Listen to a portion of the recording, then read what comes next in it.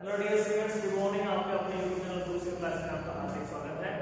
आज हम 10th class के टॉपिक्स को आगे बढ़ाते हैं। अब तक हमने आपको न्यूट्रिशन के बारे में बताया, ऑटोट्रोपिक हेटरोट्रोपिक न्यूट्रिशन क्या होता है, इनके पार्ट्स के बारे में। ऑटोट्रोप्स खुद से करते हैं, हेटरोट्रोप्स दूसरे पर डिपेंड होते हैं। फिर उसके अंदर हेटरोट्रोप्स में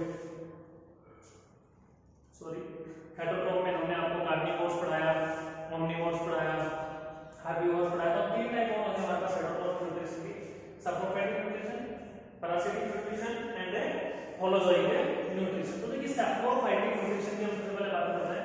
सैप्रोफाइटिक न्यूट्रिशन उस टाइप का न्यूट्रिशन होता है जो अपना भोजन किससे लेते हैं?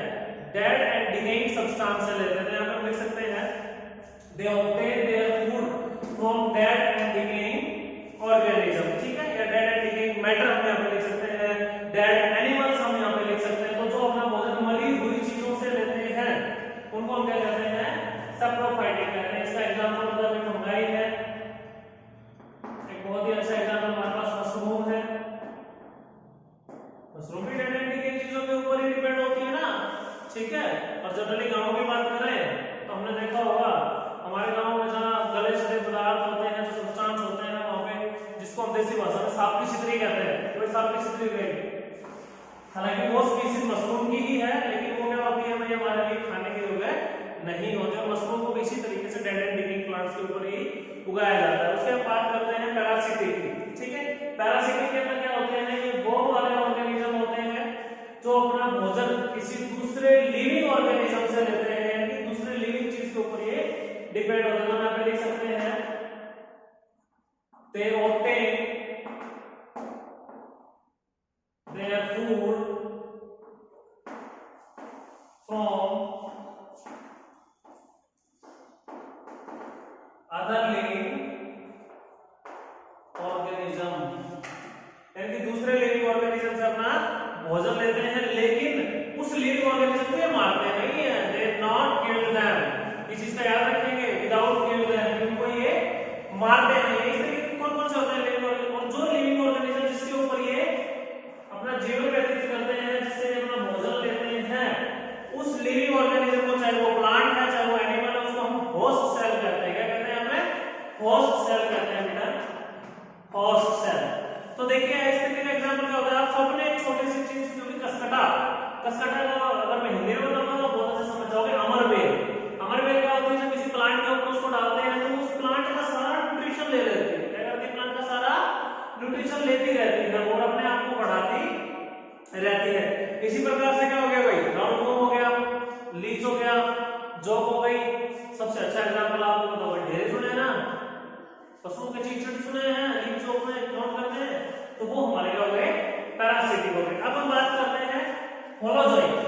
होलोजोइक वो वाले ऑर्गेनिजम्स होते हैं जो अपना भोजन कहां से लेते हैं भाई? सॉलिड मटेरियल लेते हैं। क्या लेते हैं? वो सॉलिड फूड लेते हैं। ठीक है, इसको हम क्या बोलते हैं भाई? अब इस सॉलिड फूड के अंदर कौन सा है? हम भी क्या है? We are also holozoic nutrients है भाई। ठीक है, तो ये हमारा तीन प्रकार का न्यूट्रिशन था। हम बात करते हैं कि भाई प्लांट्स के अंदर न्यूट्रिशन की बात करेंगे, डाइजेशन जिसको बोलते हैं।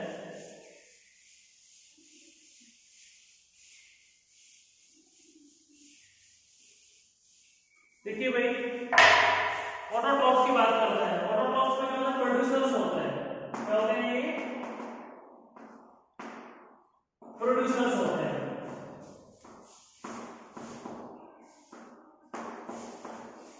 देखो, प्रोड्यूसर्स के ऑटोट्रॉफ्स में क्या होता है? फोटोसिंथेसिस की अभिक्रिया होती है भाई। किसकी अभिक्रिया होती है? फोटोसिंथेसिस के अंदर हम क्या करते हैं भाई? प्रोसेस होता है जिससे, जिस प्रक्रिया से, जिस अभिक्रिया से पेड़ पौधे अपना भोजन बनाते हैं, उसे हम क्या कहते हैं? फोटोसिंथेसिस कहते हैं। क्या कहते हैं? उसे हम फोटोसिंथेसिस कहते हैं। तो यहां पे हम लिख सकते हैं the process in which green plants convert simple organic chemicals. अभी मैं बात I simple organic, sorry inorganic chemicals. तो इनऑर्गेनिक केमिकल्स क्या होते हैं? हमारा वाटर है, लाइट है, ये सब हमारे क्या है? CO2 है, ये हमारे इनऑर्गेनिक है सब्सटेंस होते हैं, केमिकल्स होते हैं। इनको बनाता है into a complex organic substance, या कॉम्प्लेक्स ऑर्गेनिक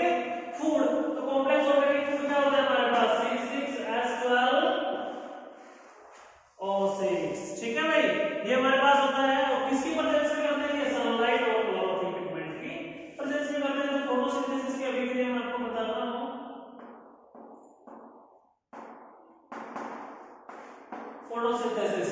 फोटोसिंथेसिस के अंदर देखिए बेटा CO2 लेते हैं प्लस H2O, कार्बन डाइऑक्साइड और वाटर दोनों की सहायता से क्या बनाते हैं हमारे पास C6H12O6 प्लस O2, और यहाँ पे हम लिख सकते हैं सनलाइट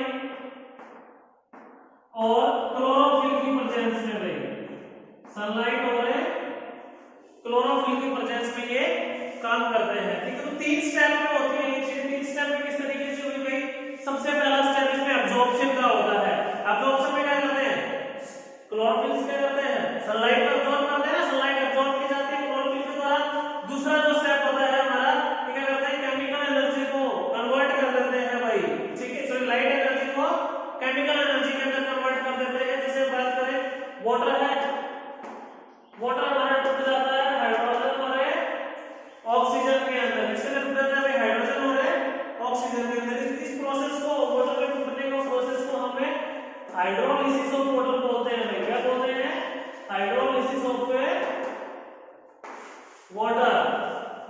अब इसके बाद देखिए नेक्स्ट क्वेश्चन रहेगा हमारे पास। अब फिर दोबारा क्या है? रिडक्शन ऑफ CO2 की हम बात करते हैं, तो रिडक्शन ऑफ CO2 के अंदर देखिए तीसरा प्रोसेस जो बताया मैंने। पहला एब्जॉर्प्शन बताया, दूसरा हाइड्रोलिसिस बताया, तीसरा होता है हमारा रिडक्शन। तो रिडक्शन में भी वही चीज है, CO2 H2O मिलकर C6H12O6 की फॉर्मेशन हमारे पास करते हैं, ग्लूकोज की फॉर्मेशन है करते हैं। तो ये था हमारा फोटोट्रॉपिक। अब इसमें 2-3 क्रैब साइकिल आती है हमारी, वो आगे बताएंगे आपको क्रैब साइकिल किस तरीके से होती है। और मैंने क्लास में आपको ब्रीफली क्रैब साइकिल के बारे में बता रखा है वैसे। अब उसके बाद हम बात करते हैं किसकी? हेट्रोट्रॉपिक की। इसके बाद कहते हैं हेट्रोट्रॉपिक। ह्यूमन बीइंग्स आएंगे, हम हमारे डाइजेशन के बारे में बात करेंगे भाई। तो देखिए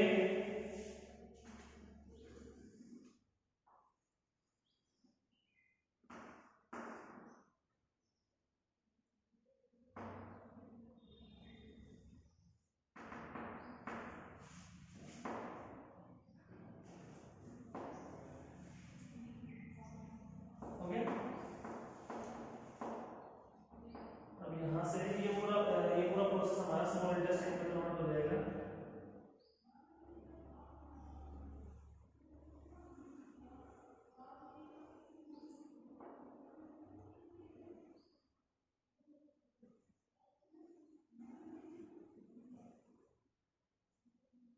इसमें कन्वर्ट हो जाएगा हमारा स्मॉल इंटेस्टाइन।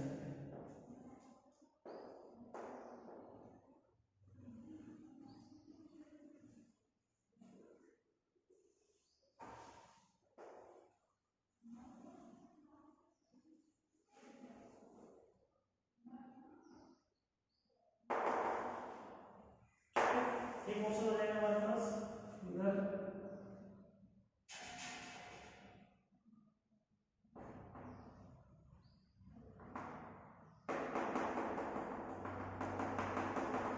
ये पोर्शन हो जाएगा और यहाँ पे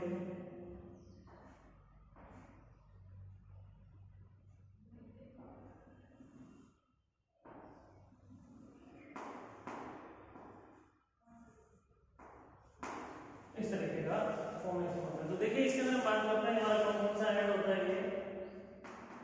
ठीक है, ये हमारा क्या हो गया?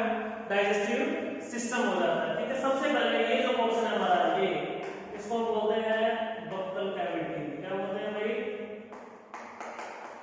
बक्कल कैविटी, जिसको हम माउथ के नाम से भी जानते हैं। तो सबसे पहले मैं आपको मेन जो फंक्शन होते हैं हमारे, मेन जो पार्ट्स होते हैं हमारे इसके डाइजेस्टिव सिस्टम के, उनके बारे में बात बताता हूँ। सबसे पहले होता है हमारा बक्कल कैविटी, फिर होती है हमारी फूड पाइप। क्या होती है भाई? फूड पाइप, जिसको क्या कहते हैं?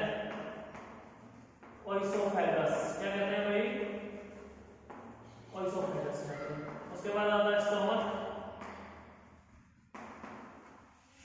उसके बाद आता है स्मॉल इंटेस्टाइन,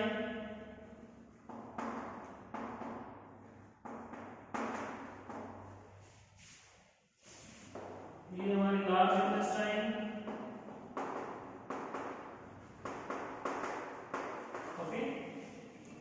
ये मेन होते हैं हमारे। अब इसके साथ साथ कुछ एक सपोर्टिव फंक्शंस हमारे पास सपोर्टिव चीजें भी इसके अंदर मिलती हैं। तो भाई ये हमारा होता है लीवर, इधर होता है पेंक्रियास, ठीक है।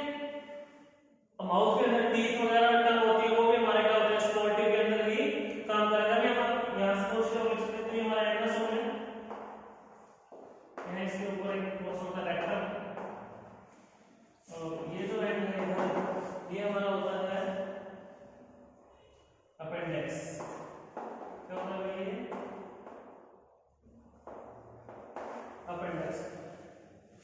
तो देखिए अब हम बात करते हैं हमारे सबसे पहले जो पोर्शन होते हैं,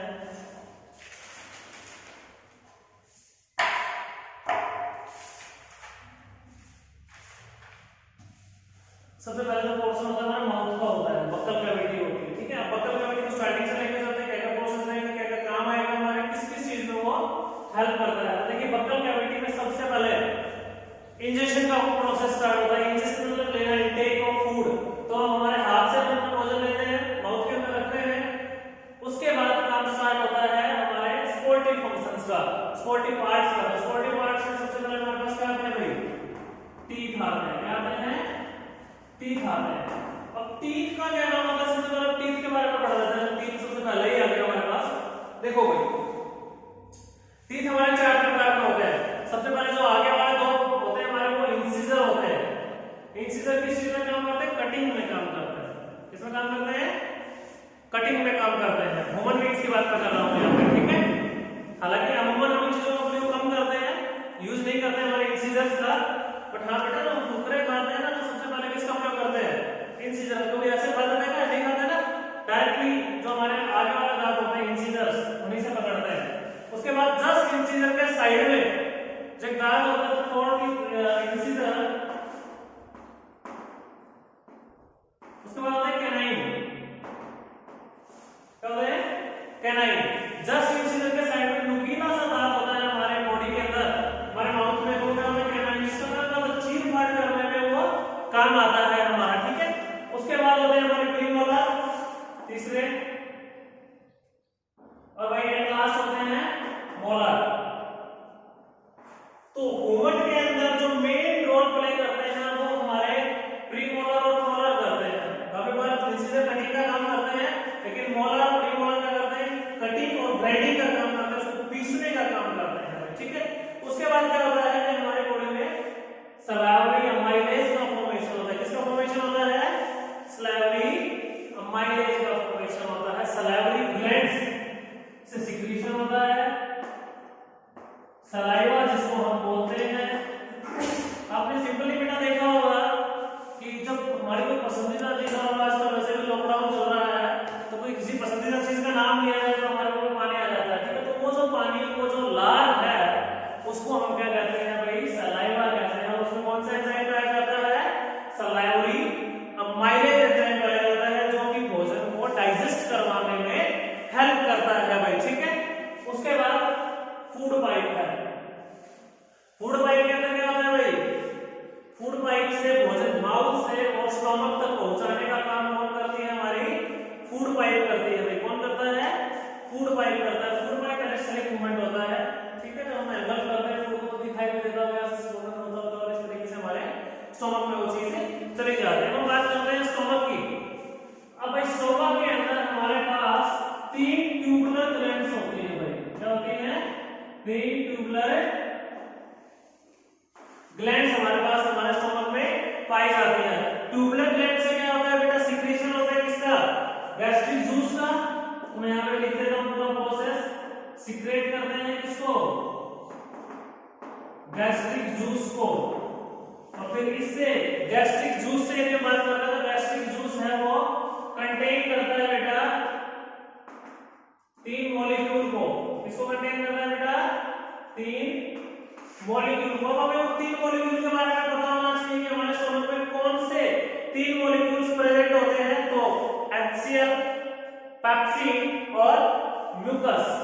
देखिए मैं यहां पे लिख देता हूं कि कौन कौन से होते हैं हमारे पास, HCl, pepsin and mucus. Second number is pepsin and third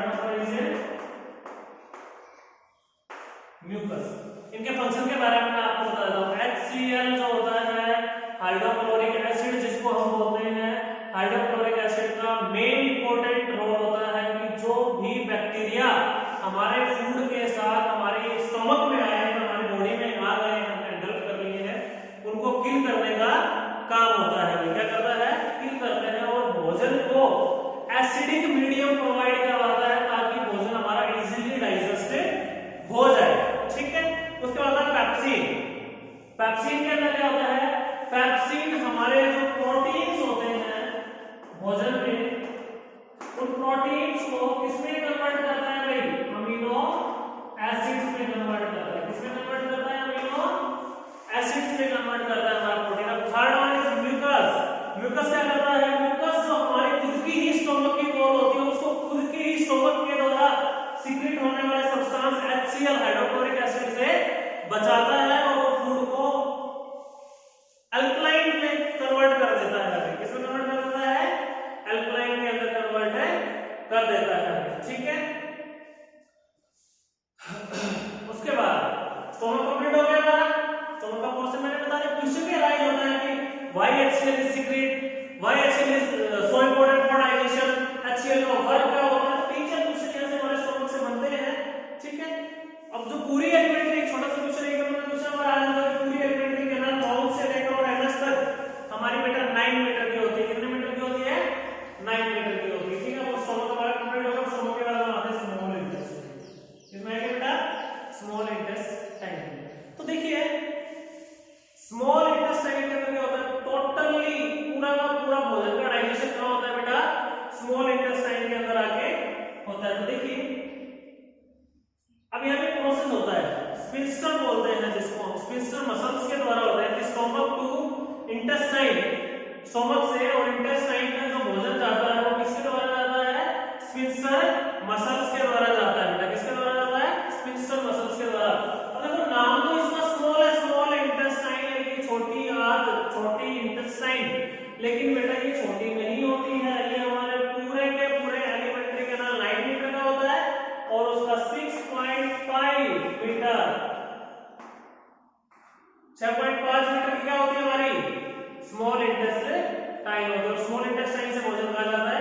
large intestine में जाता है। अब देखिए यहाँ पे दो तीन चीजें हो गई। यहाँ पे स्पोर्टी की बात कर लेते हैं, लीवर, कि भाई लीवर का क्या हेल्प रहा हमारे डाइजेशन के अंदर, कि लीवर किस तरीके से हमारे डाइजेस्टिव प्रोसेस के अंदर हेल्प करवाता है। तो हम सबसे पहले लीवर की बात करते हैं। लीवर के अंदर बेटा बाइल जूस का सिक्रेशन होता है। किसका सिक्रेशन करता है लीवर हमारा? बाइल जूस का सिक्रेशन करता है। बेटा किसका सिक्रेशन करता है? बाइल जूस का। बाइल जूस से क्या होता है? देखो बाइल जूस होता है हमारा वो ग्रेनिश येलो कलर का एक लिक्विड होता है बेटा, जो लीवर से सीक्रेट होता है। ठीक है। और लीवर के भी किस पोर्शन से, अगर और डीपली जाए तो लीवर के भी किस पोर्शन से ये बाइल जूस सीक्रेट होता है? तो बेटा गाल ब्लैडर। किससे होता है ये? गाल ब्लैडर से इसका सिक्रेशन होता है। इसका काम क्या होता है भाई? फैट जो होती है ना उसको तोड़ता है भाई। किसको तोड़ता है? फैट को तोड़ता है भाई। ठीक है। उसके बाद एक और हमारा स्पोर्टिव है, इसका नाम है पैंक्रियाज। क्या है बेटा? पैंक्रियाज। अब पैंक्रियाज का काम क्या होता है? पैंक्रियाज जैसे इस तरीके से बाइल जूस का सिक्रेशन करता है, पैंक्रियाज किसका सिक्रेशन करता है? पैंक्रियाटिक जूस का सिक्रेशन करता है। किसका सिक्रेशन करता है बेटा? पैंक्रियाटिक जूस का करता है। अब देखिए इसके अंदर क्या होता है? तीन चीजें मैं बताता हूं। पैंक्रियाटिक, एक मिनट रुकिए, पैंक्रियाटिक अमाइलेज, ट्रिप्सिन और लाइपेज।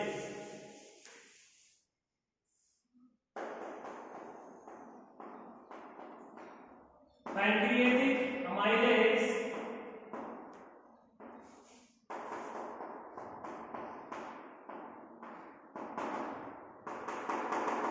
दूसरा होता है हमारा पैंक्रियाटिक अमाइलेज, दूसरा होता है ट्रिप्सिन और बेटा तीसरा हमारे पास पाया जाता है लाइपेज। तीसरा क्या होता है? लाइपेज। ठीक है। ये हमारे पास। तो देखिए पैंक्रियाटिक अमाइलेज की मैं बात करता हूं कि पैंक्रियाटिक अमाइलेज क्या काम करता है हमारी बॉडी के अंदर। तो पैंक्रियाटिक अमाइलेज जो होता है वो बेटा जो स्टार्च की फॉर्मेशन होती है उसको तोड़ता है। ट्रिप्सिन प्रोटीन्स को डाइजेस्ट करता है और बेटा जो लाइपेज होता है जो इमल्सिफाइड फैट होता है उसको हमारे बॉडी में तोड़ता है, क्या करता है उसको तोड़ देता है।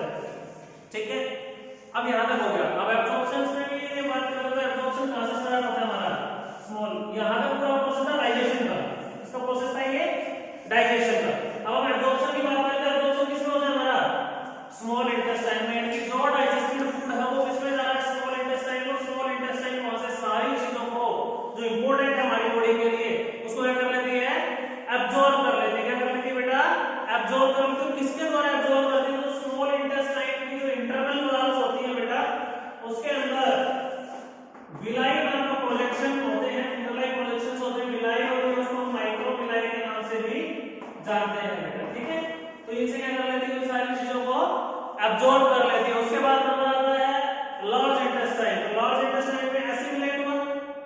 ठीक है, तो एसिमिलेशन में क्या होता है कि जो फूड है, जो एनर्जी हमें यूज करनी है उन सबको क्या कर लिया हमने ले लिया और ब्लड के द्वारा पूरे बॉडी के अंदर हमने पहुंचा दिया। ठीक है, तो एनर्जी पूरे बॉडी पार्ट में पहुंच जाएगी। उसके बाद है इजेशन का प्रोसेस। इजेशन में क्या होता है बेटा जो वेस्ट प्रोडक्ट होता है उस वेस्ट प्रोडक्ट को हम बॉडी से बाहर निकालते हैं। ठीक है, तो पूरा हमारा आ जाएगा स्मॉल इंटेस्टाइन से लार्ज इंटेस्टाइन के अंदर जाता है बेटा। ठीक है, और लार्ज इंटेस्टाइन से यहां से होता हुआ अब लार्ज इंटेस्टाइन में भी चीज होती है रीअब्जॉर्प्शन होता है, तो कुछ एक्स्ट्रा जो वाटर मॉलिक्यूल्स होते हैं या कुछ एक्स्ट्रा बॉडी के इंपॉर्टेंट हमारे मॉलिक्यूल्स होते हैं वो चले जाते हैं, उनको रीअब्जॉर्ब कर लेता है और जो पूरा वेस्ट बचता है हमारी बॉडी के अंदर उसको क्या करता है बेटा कुछ समय के लिए रेक्टम में स्टोर होता है और फिर एनस के द्वारा थ्रू आउट द बॉडी कर देता है।